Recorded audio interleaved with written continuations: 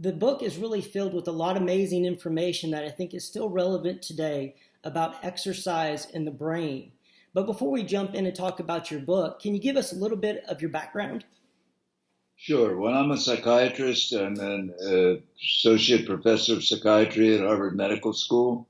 I came up as an athlete all my life, and so therefore my interest in exercise and psyche and the brain always have paid attention to that. And so then it was a ranked tennis player, had tennis scholarships, so that really cemented me into the exercise and athletic field. Then in medical school, I became very interested in research, and then in my came back to Harvard here and got very interested in how medicine worked in the brain for a while. Back when medicine we were just beginning to use it intelligently, somewhat, for people, and began to look at aggression, autism, ADHD, and then always with the thinking about how exercise might play a role, because we knew it had a big impact on mood and anxiety and stress, but then how it has an effect on attention deficit disorder and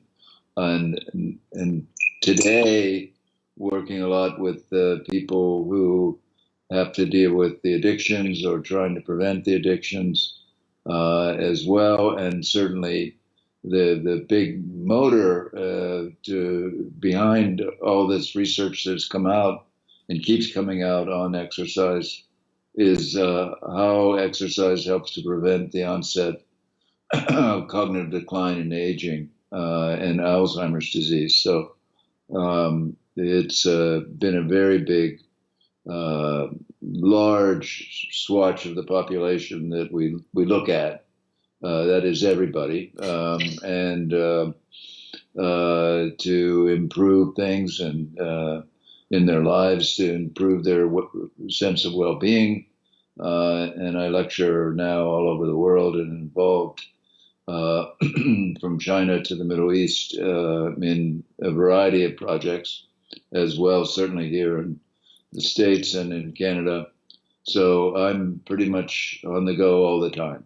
Well, fantastic. Well, I'm glad you had some time for us today because, like I said, the book really had a positive impact on my life, and it really motivates me now as I'm rereading the book to really take charge of my mental processes and to improve how I think and how I feel through exercise. I think that's one of the true blessings of the book is that we can control more of our thought processes than we believe. Absolutely, and I think most people know that. They know that sort of by experience when they work out or when they have had a good game or playing, or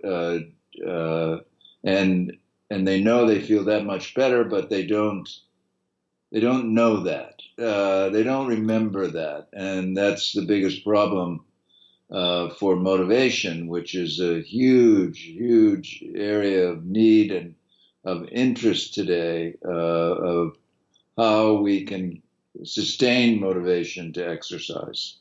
And a big part of that, it's been studied for years by the University of Michigan, and they're seeing now that I've learned over time that the best way to improve motivation is to look at how exercise is affecting me today.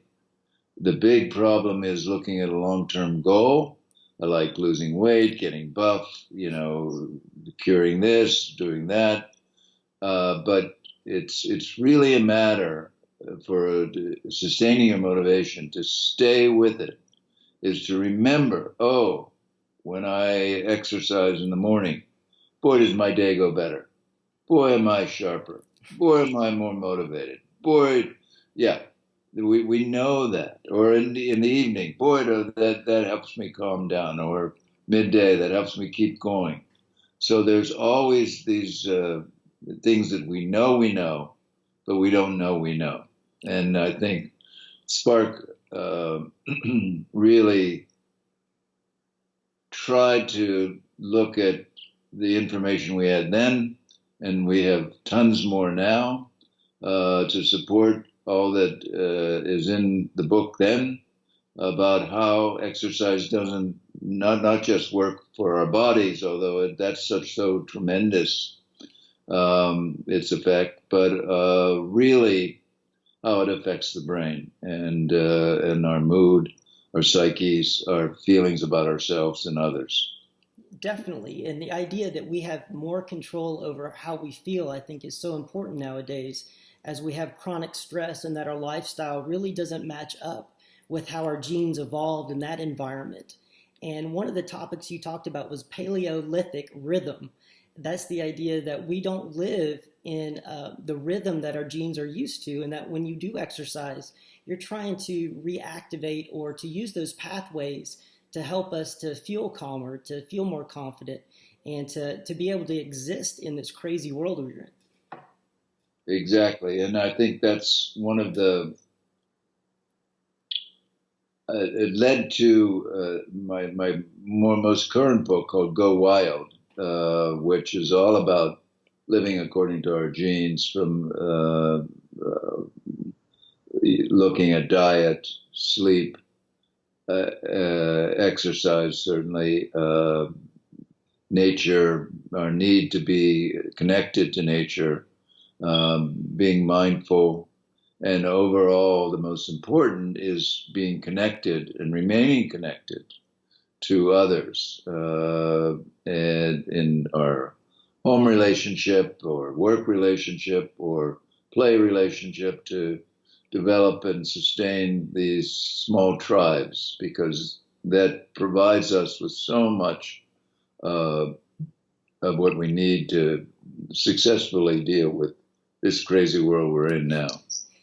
Definitely. I'm glad you brought up about tribes and socialization. I think that we did evolve as humans as extremely social creatures. That's why we're able to cooperate on the scale that we do. But at the same time is that we were evolved, that I've read, to be in a tribe of maybe 100 to 150 people at the most. And so we can get overwhelmed by, when we're exposed to all this other stuff going around the world, it feels like we are disconnected. How do you recommend feeling more connected, or actually being more connected with people? Well, I think, first, I like to join the two, that is exercise and socialization. Mm-hmm.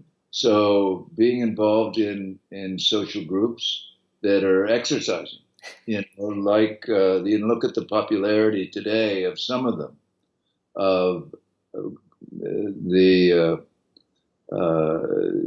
running groups, the biking groups, and today you're talking to me in Cambridge and Boston, and it's the Boston Marathon. It's a huge group that people have been. But this weekend, this area was overwhelmed with these probably 30,000 people from all over the world here in the area participating in the Boston Marathon, and they were all members of other teams and groups. Whole teams came into town.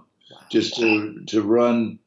Not, maybe they didn't really place to get into the Boston Marathon, but they were running nonetheless. And it's quite remarkable, and we see this every year here. So, but there, things like CrossFit and Zumba and yoga groups that are wildly popular are groups, small tribes. People get into these things, and that helps to sustain the rhythm, the commitment to exercise, but it also adds other huge element of challenge, if you will, for the brain, and that's what we want to do to make our brain best, is to challenge it because it loves to be challenged, just like our muscles, so that we grow our brains. And when we grow our brains, we sustain them, and they get better, and they help manage our moods and help make us smarter. And it's a fact, and we do. So, and there's all kinds of studies now. I can tell you, at the Spark I wrote 10, 11 years ago, or finished, but it's amazing what's being published today in the science literature on exercise and the brain, fine-tuning it to say, oh, you might want to consider when you're doing strength training to be better, you might think about doing it faster. In other words, focusing on power rather than just pure strength. And a big study showed just recently that this was promoting longer lives in people who did that. In other words, walking upstairs is a great example of power, because you have to be moving. You're increasing your strength by forcing those muscles to move, but you're doing it quicker. And a lot of people don't think like that, but and they compared it to people who just lifted weights and took their time. Today, with this, like circuit training in the gyms, you got to move fast because the next person behind you is pushing you to go. That's true.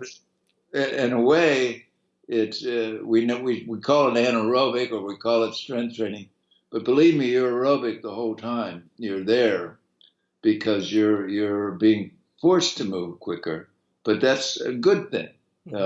So we're learning just in the past couple months. So we're learning evidence with the evidence to show that. Because you talked about beforehand, it's common sense, but at the same time, you're starting to see for over the last 10 years, really the scientific evidence that this stuff works. And you talk about fine tuning. I think that's important too, because there's a lot of people out there who are in these competitive sports, especially MMA. Have you ever worked with any MMA folks? We've got a friend of ours. He was the first Irishman in the UFC, the Ultimate Fighting Championship, and now he's a trainer actually in Boston. So I didn't know if you've worked with any MMA fighters about fine-tuning their training. No, I have not. That's one group I haven't had much contact with. I've worked with a lot of other areas. I'm working with swimmers and runners and bikers and various other groups, but never MMA, and not crossed my path. But certainly very much with the martial arts, and maybe that's the tie-in, but it's usually more pure and not trying to kill one another. So there are rules, but not too many, but I can see where you're coming from. Now, you talked about the Boston Marathon that's happening right now, and I actually completed my first marathon. It was about 2007, 2008 when I was reading your book, and I'd used another book as my actual training schedule. And we had the psychology professor on, David Whitsett, who wrote the book, A Non-Runner's Marathon Trainer. And he talks about the idea of visualization and using cognitive tools to help to sustain that motivation. Do you ever work with visualization, or what do you recommend as far as keeping that motivation going when people, because a lot of times it's hard to overcome that inertia of habit. And what kind of techniques do you use to help people to get over that? Well, that's a good one. Visualization is a great one. And that's why having a commitment to a group or to a time during the week or to days during the week is a way of visualizing, if you will. It's a way of seeing yourself out there and doing it, or talking about it and thinking about it. That promotes the experience to sort of be riveted into your head a little bit. Oh, I got to get there at 2 o'clock on Thursday or whatever. I used to play squash for 30 years, 3 times a week. And those times with my partners were sacred. We were often out of town, but you can't help that. But we had enough people, fivesome actually, that we could always count on one or two other people to be there. And so we had this ongoing, round robin to play 3 times a week, and it was wonderful. I had to stop when I ruined my shoulder, but that's life. That's age. Eventually it catches up with us all, but exercise does help push that down the road, right? That it helps not only the body, but you talked about earlier about cognitive decline. And I saw a very disturbing advertisement over and over the other day about dementia that is hitting people under the age of 60 now, and there's a large group that it's happening younger and younger to, it seems like. Are you seeing that as well, that cognitive decline is hitting people earlier in life, and is it more severe than it has been in the last 25 years? I personally, as a physician, I have not. I've heard about it certainly, but I can tell you what some of the reasons for that. I mean, our sedentary lifestyle is a big reason, and that goes hand in glove with our being overweight. And then when you get overweight, then you're in diabetes type 2 territory, or metabolic syndrome, which is pre-diabetic, and those are big predictors or big those risk factors for cognitive decline? Risk factors, there you go. Risk factors for not just cognitive decline, but Alzheimer's disease, and that's what those are, and so it wouldn't surprise me that we're seeing a lot more, because our obesity rates continue to go up, maybe stabilizing a little bit, but they're stabilizing at a very high level. And we know that this chronic intake of high sugar loads are toxic to our cells, certainly our brain cells, and this then leads to them potentially eroding quicker.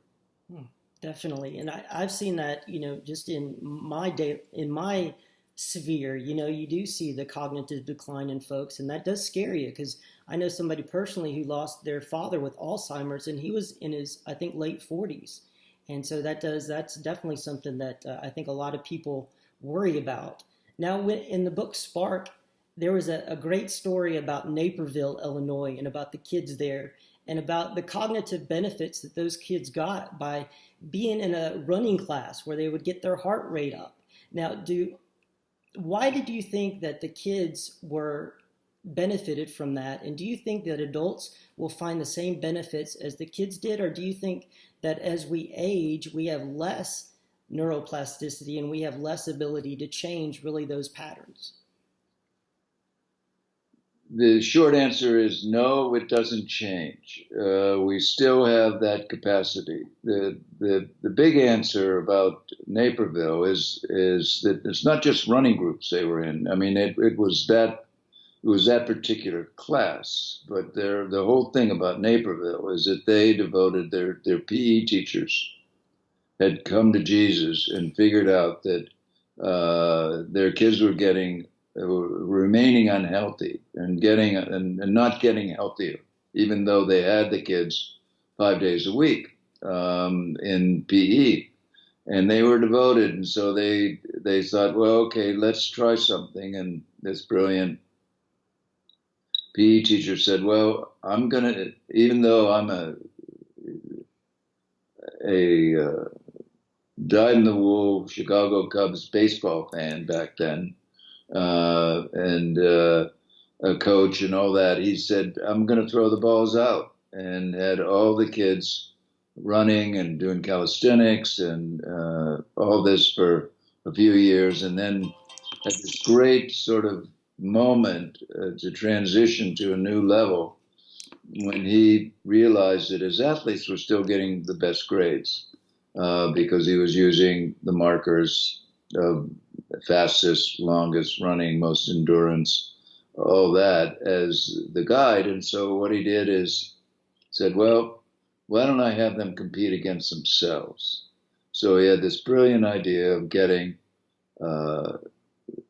everyone fitted up with heart rate monitors. And then it changed everything. So all the kids got their grades by being the percentage of time they were being in their cardiac training zone during the PE classes. And this just had an unbelievable effect on the student body. So you eventually all the schools in the school district changed over. So you had 19,000 kids in this school district, big school district. And why I got to know about them is they were on frontline when we were beginning to worry about the obesity crisis in 2003. And their PE teacher was on, and they were talking about how they had changed over, and he quoted me on it. So I'd already been talking about exercise and its effect on the brain, BDNF, and everything. And he was talking about how this had translated into his kids being that much quicker, that much smarter, that much better in school. And in fact, a couple of years before that, 99% of the kids had taken the TIMSS test, the International Science and Math test, which every country takes every 3 years to sort of see how they're doing compared to other countries in science and math. And the U.S. is always in the mid to low teens. And so he had, or not he had, but the school had lobbied with the committee to take the TIMSS test as a country, the kids from Naperville. So ninth graders took it, and they came in #1 in the world in science and #6 in math. That got me on an airplane to learn about Naperville, as I was already talking a lot about exercise and its effect on the brain. And here was, to me, a emblematic program that focused on exercise and focused on how this led to improvement in their cognition and eventually on their test scores, but also they were at the top of the heap in terms of schools in Illinois, and a big part of that was because they had this incredible PE program every day, where all the kids were, not only were they among the fittest kids, but among the smartest kids. So this is led me to further do some hard research, getting together 1,000 papers, reading them, worrying about them, abstracting them, then starting to write it. So that's how Spark came into being. Well, it's a fascinating story. Those kids, 19,000 kids, and the obesity rate, I believe, was around 3% versus I think it's something crazy like 30% for the general population as far as teenagers go. It wasn't obesity. It was being overweight. Oh, okay. Gotcha. Overweight. Those two get conflated a lot, don't they? Yeah. No, and they went into the two huge high schools they have there, 7,500 kids, where they didn't find one obese child. Wow. So if you had come through their program, your chances of being obese were negative. You just didn't, and part of it was because they had to be moving, and people were all grade hungry. And so that was a motive in itself to get in their clock in their time spent in their cardiac training zone. So they didn't have this problem with being overweight or obese. And every time I went back to the school, I saw all these kids running around, super motivated, very much felt in shape, and it just was marvelous to see, and ready to take on the world. And they did, and they were. It's truly amazing story. You think this would be plastered everywhere still today, 10 years later. I think it still resonates with people because everybody is looking to help the next generation, especially because like you wrote that every revolution relies on the young. And so the younger you get the kids, I think the better. Do you think that program is applicable to even like elementary schools or junior high schools, or do you think high school is the best place for it? Oh no, this was through the whole program. This is through their whole program, and they started in elementary school, but certainly in middle school. I mean, it started in the middle school, so seventh to ninth graders, and or sixth to ninth. But it was also it had gone down into the elementary schools where they were focused more on getting the kids fit and keeping them fit. So the number one goal of their PE program was fitness, as opposed to sports and all that. That came, which by the way, after they got so many fit people, their teams began to win more and more championships. So because they had more and more people to draw from, that for all the other sports and things like that. But yeah, it applicable, yes. And every time I'm often asked to go to schools and often with the idea, well, can we make a Naperville here?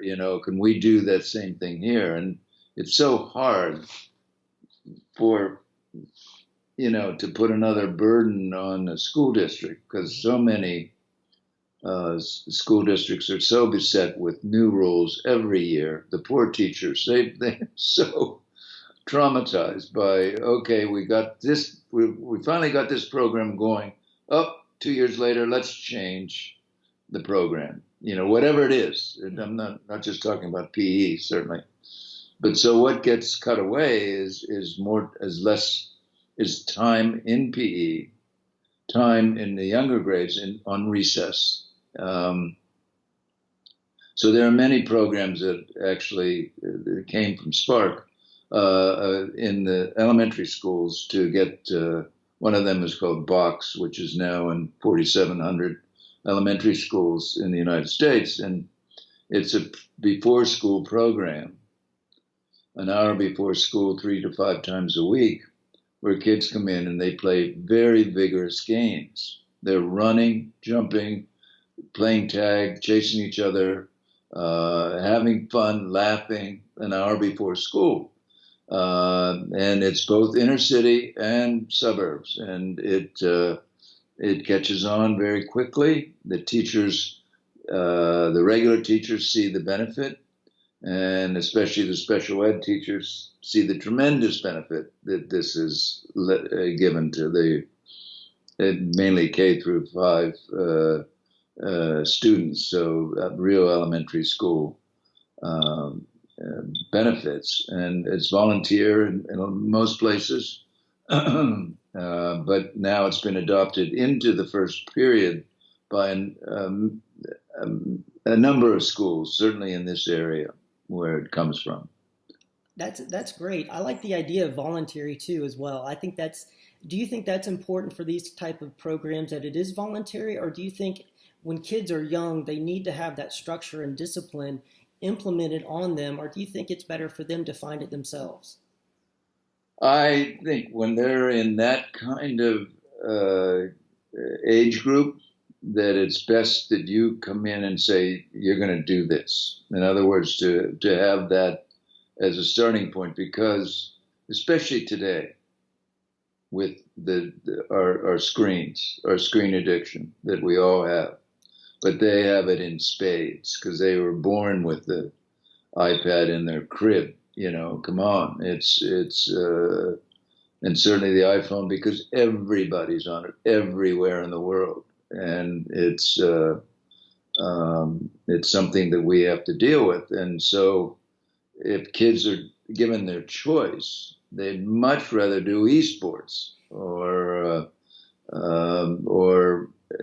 spend their time on the web or playing these player games that are all over the world that are fun and interesting and addicting. And and they take advantage of our internal systems that were originally meant to help us escape predators and to find food. So they're tapping into that dopamine, that reward system, but it's drip by drip. And so you have to keep going back for more and more, where exercise really completes that circle of planning, of visualizing, of running, of actually being active. And your body feels that you've completed what you're supposed to be doing, which is running, getting your heart rate up, and all those systems kick in and make you feel better. Yes, and exactly. I mean, it is really something that that game makers look to addict you. That's their job, and so because then you'll buy it, you use it more, and then now they have all these financial ways of getting kids involved, to have members all over the world or spend time on it, and you have to pay for it. Now it's generating such income for these these game makers. Huge. Definitely. And one of the surprising things about especially online games on the phone is that a large percentage of the people who play like Candy Crush and actually spend money on it are women who are over the age of 45 to like 60. That's one of the biggest markets for those types of games. Do you think it has to do with the lack of physical outlets for especially women after they get done raising their children, and they're not running around chasing their kids anymore, and they have more of, just like all of us, more of a sedentary lifestyle, and those games are very, very attractive to get those dopamine hits? Yes, I call it the dopamine squirts back I back like in the that. day. Yeah, and yeah, you do get that, and certainly I think that's a big a big problem because people, I see it all the time, and I'm on an airplane a lot, and people are playing, the elderly, people over 40 are playing Candy Crush or some variant thereof, and they're exciting, they're interesting, they're fun, and it keeps. I mean, it's a way to pass time for 4 or 5 hours on a plane. And there are a lot of games like that they corral you in. And so you're saying, should kids? I mean, ideally, the best person coming into exercise or games or athletics should be voluntary. You get the more bang for your buck. But when you're younger, you need to have a structure. And a structure to get out of the addiction. And we're seeing this a lot with all of our addicts, from cigarettes to opiates to gaming addicts, that exercise is a way to help manage the craving.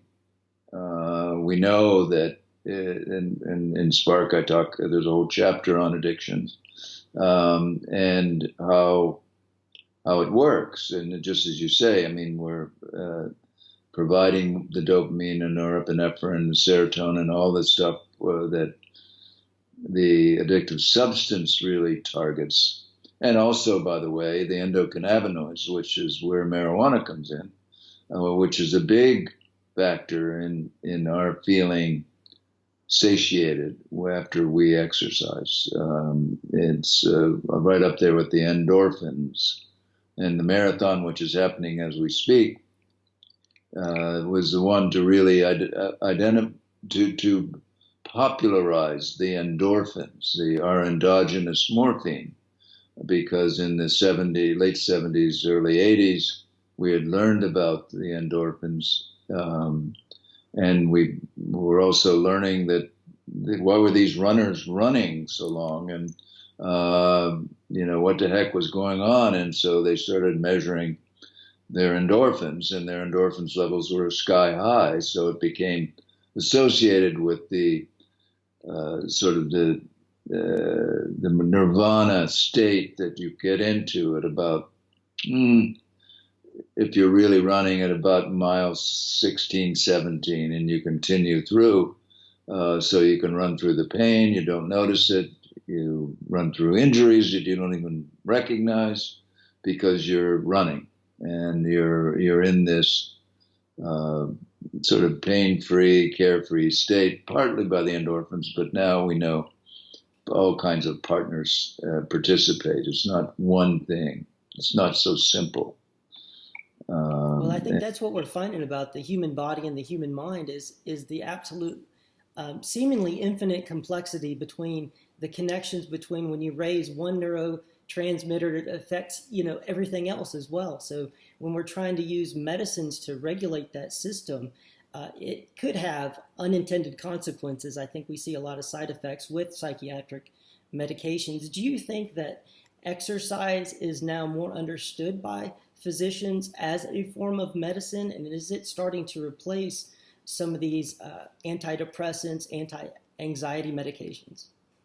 I don't think that it's, to answer the last part of your question, I don't think it's replacing at all. It's more of a complement in most people's mind, but I think what's happening is that, yes, physicians are much more interested in wellness and that means the whole person rather than just disease, from cancer treaters to certainly diabetes treaters to cardiac docs to lung docs, and to orthopedic docs. Of course, they get a lot of business with things like CrossFit and other things where people overdo it, which is a real problem. But and like me with my shoulders, both of them gone from overuse and in some case of abuse of it without knowing it. But so docs, I think, are beginning to pay attention in a big way to wellness and how important it is. Certainly, when we look at Alzheimer's disease and cognitive decline in general, the biggest treatment is wellness. I mean, being well. It's all the things that I mentioned in Go Wild, but other people have really formulated it to look at ways of reducing the onset of cognitive decline and Alzheimer's disease, and that is to be well, to exercise, to have the right kind of diet, to sleep enough, to meditate, to remain in the moment. It's not just meditating, but being in the moment, and nature, and certainly the big one is being connected and remaining connected. Yeah, definitely. Socialization is so important. We had a guest on, Howard Bloom. He's a scientist, researcher, author, and he wrote that isolation is the worst poison that you can do to a human. It basically is something that if you isolate an individual, that's basically like torture, and that we don't respond well to isolation. So I think socialization is vitally important. And you talked about earlier about BDNF. Can you talk a little bit more about Miracle Grow for the Brain? Yes, BDNF. BDNF is what I call evolution's gift to us, in that what BDNF is, it's a growth factor, brain-derived neurotropic factor, but it's a growth factor in the brain. It's the mother of all growth factors, meaning in the brain. It promotes growth. And this is the way the brain thrives. And this is the way we thrive. We now know that it's an antidepressant. It's anti-stress. It combats cortisol and stress hormone and others stress elements. It also improves the growth of our individual nerve cells. And now we know that one of the big way that we produce more BDNF is when our brain cells fire, that it releases our BDNF, but then it goes downstream in the neural chain and sends back information to this sending cell to turn the genes on to make more BDNF. So this is why we early on saw that exercise, which uses more brain cells than any other human activity, and that's something that most people don't realize, but more brain cells than any other human activity are used by movement in the brain. So when you're exercising, you're using those brain cells. And what does that do? That causes an efflux, an outpouring of BDNF, but also making more. So this is why we see higher levels of BDNF in exercising people. And this is all good for the moment as well as for the long term, because it helps our brain grow. And that's what we all want, right? Brain cells, they do atrophy over time. Is that correct? And so they are actually replaced. And if they don't have anything to do, then do they just go away? Or if we're stimulated and we're in these novel situations and we're exercising, they actually have a purpose to replace and to actually help us to think better and to feel better.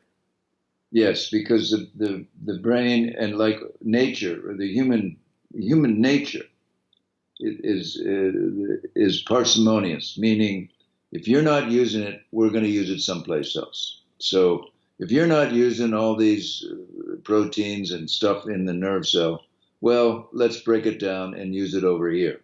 And so you'll break it down, and then you're going to thin it out or actually cause the erosion to occur.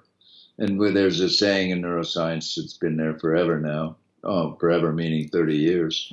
It's use it or lose it. If you don't use your brain cells, you're going to lose them. And this is what happens so often today when we're in our sedentary, screen-addicted world, which is why probably we're seeing more of this early onset of Alzheimer's disease. Of course, there are other factors. I mean, the genetic factors play a role, and in some cases, certainly for early Alzheimer's disease, probably a very big role in leading to the kind of thing that your 40-year-old friend's father had, or somebody had that died or had Alzheimer's at the age of 46 or so. That's very young. Very young. And we talk about the decline, cognitive decline. How much does chronic stress play a role, and how much of that is something that we can mediate through exercise? Well, you said it's a softball question. That's great. Certainly,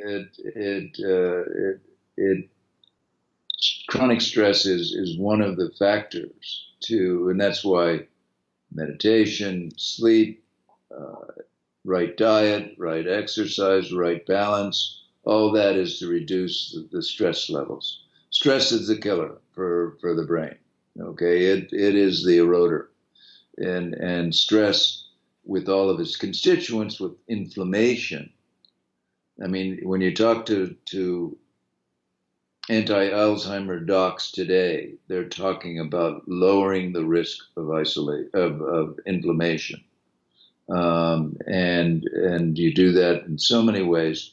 And by the way, a big way to produce more inflammation in a person is to isolate them, back to Harold Bloom, because that leads to more neuroinflammation, and then you get into all kinds of trouble, like anxiety, like depression, like early cognitive decline, like all kinds of untoward events. And for the body as well, by the way, not just the brain. I would agree with that. I personally, I've been chronically ill for 30 years. At age 11, I was diagnosed with ulcerative colitis. So that's an autoimmune inflammatory type deal. And at age 12, I had my colon removed because it was so bad. And from then, I've had 20 surgeries and 50 hospital stays and hundreds of doctor's visits. So I still have like a real problem with inflammation. And I call it the inflamed brain. When I feel really sick and there's a flare up, the way my body feels is how my brain feels as well. That I do go into a depressive state. That I do feel, unfortunately, there's suicidal ideation that comes along with that sometimes as well. And it feels like it's really hard to get out of that downward spiral. And it feels like there's a physical process going on. Well, without a doubt, there is, and you can break it.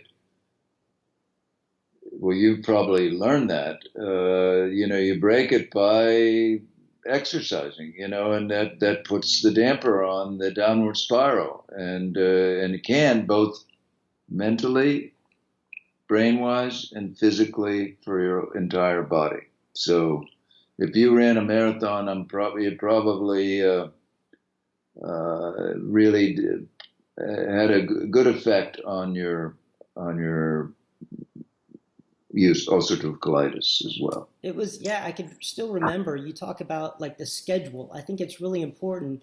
I'd written a couple screenplays as well. And in this book called Story, they talk about creative limitations, that humans need creative limitations to really flourish. And so when you're running and you have a schedule, you have those creative limitations where you know what you're going to be doing for the rest of the week. And you're going to know what you're doing for the next 4 months. You have it planned out. I think the body is similar to almost like a child. And you talked about earlier, kids in elementary school, that you have to not enforce, but to have that structure for them. In a lot of ways, I feel like my body is like a kid who needs that structure, needs to be told what to do and when. Absolutely. And we all have it. That's why we do, as we age and have a little more flexibility, perhaps, you can structure that in. And that's why you see some of the giants in whatever field, they're not going to miss their tennis date or their golf date or their exercise or their running. It's a part, or swimming in the morning or biking if you're in California. It's like that's what they do. It's really. It's something that they would not miss because they know it works so well for them. It's very vital. I heard somebody say that vitamin M is for movement, and it's that critical to us that we need it just like we need essential minerals and essential vitamins to live our best life. Oh, absolutely. I think that's goes without saying. I mean, if you're not moving, you're eroding. And our sedentary nature, our sedentary world is putting us in our seats and keeping us there, our lives being dictated by the screens that are around us. Definitely. And I think you were talking about the screens and addiction. That I was reading where I heard that unfortunately suicides in younger women in their teenage years is actually on the rise too. And some people are actually saying that has to do with the rise of social media and them comparing themselves to all these other people and it having a really negative impact on these young girls' lives. Oh yeah, I would think that's a very big promoter of this. So as well, I think that being a teenager today seems like it's a lot tougher than it used to be. Not just about getting into college, blah, blah, blah, but about, okay, what am I going to do with my life? Am I able to think about putting the work in to go fashion a career? And the career paths are so different today. Well, the choices are huge, but there's no guiding light. There's just it's overwhelming, and we're going to see this even more with the growth of artificial intelligence and seeing, a lot of jobs at low levels, at mid levels, even encroaching on the higher level of employment are going to be threatened by the machines. Walmart's investing in what, I don't know, thousands and thousands of janitorial robots, to work with the janitorial staff, but that means they're eliminating a good part of that. And pretty soon the stackers in the stores will be robots, and now Amazon is already using robots. All that is happening. It's happening, but so it's an exciting time, but it's a really challenging time, and I think we're not educated. We don't know what to educate actually for our kids that are coming up and they're at sea. And that's what I think is great about Spark, especially because you talk about a young lady who had to take a test. I think it was her SATs, and she had been kayaking and running, and she was, developing those coping mechanisms for stress. And she actually went for a swim, I believe, right before the test. And she came to take the test and she was wet and cold, but she did extremely well because she knew that she had that active coping mechanism, I think that's what you called it, that they were able to handle that. And the more that we equip our kids with those basic elements of how the human body works, I think humans will scale and they'll find ways to be creative and create things that we can't even imagine yet. Oh, absolutely. And I think, there are so many examples of that kids now realizing that they have to exercise, not just to get the wiggles out, but to turn their brains on. I mean, we used to say to get the wiggles out, right? But to burn off excess energy. They're actually energizing themselves when they exercise before a test or before sitting down to read. It's not they're burning anything off. They're increasing the energy driven to their brain, so their brains are turned on. And I think kids are learning that and putting that in action. Now, do you think that what would be the ideal situation for just the average person out there? You talk about being in that moderate heart rate zone or that active heart rate zone where your blood's pumping enough, but you're not exhausting yourself, that you're, like you said, energizing yourself. Where would you fall? Where would that be in the heart rate range for most people?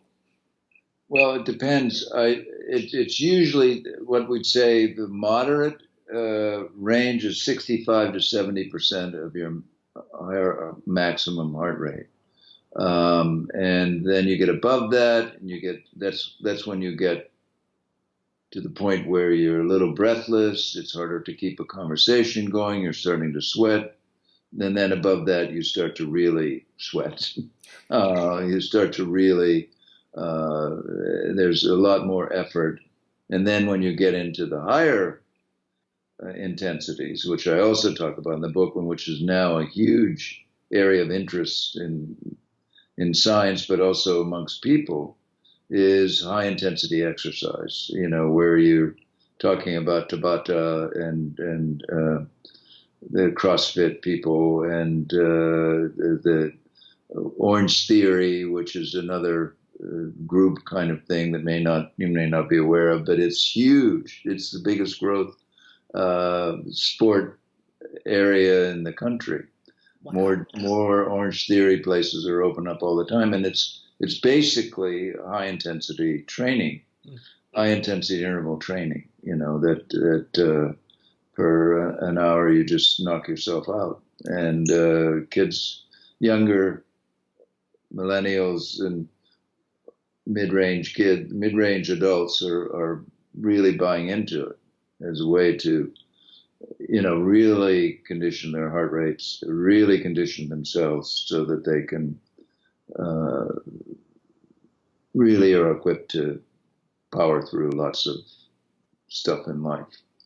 And that's a good point about when you are exercising your cardiovascular system, that it's producing these positive chemicals that help strengthen your brain, make new connections, and it also helps to calm you down. I think it almost seems too good to be true. Is there any downside to regular exercise besides hurting yourself, like some of these CrossFit folks? Any downside? I don't know. There's probably no downside to it. There are probably 8% of us who really don't feel better after we exercise, but it's a small percentage. But most people feel better. That is, their mood is better. It's not those 8% don't feel worse; they just don't feel better. And it may be because of, we'll study them and figure out why, but it may be because BDNF isn't as high or some kind of other. There's so many factors involved in us feeling better. Like, we got norepinephrine, dopamine, serotonin, acetylcholine, we have GABA, we have the endorphins, the endocannabinoids, BDNF, IGF-1, FGF2, VEGF, all these factors that are growth promoting for the brain, and all have a very positive effect on our current state of mood and well-being. Well, that's great. It's so amazing and empowering to read your book, Spark, and I look forward to reading.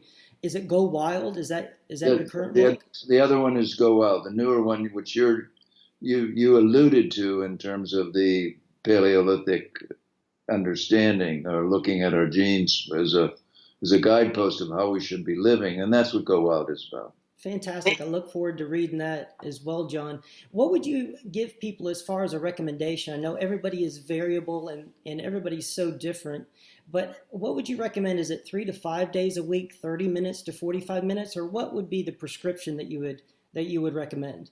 Yeah, I think to start off with, at least 3 days a week to push it to 30 to then 40 minutes on those days, but then try to increase it, try to incorporate this into your daily life somehow. The Health and Human Services says we should be exercising now for about 220 minutes a week, which is a lot more than 10,000 steps a day, which is, a really good beginning. But it's really great when people are at that point and then they can go do more. And it's always about pushing yourself a little bit harder to attain more balance, to attain more strength, attain more endurance.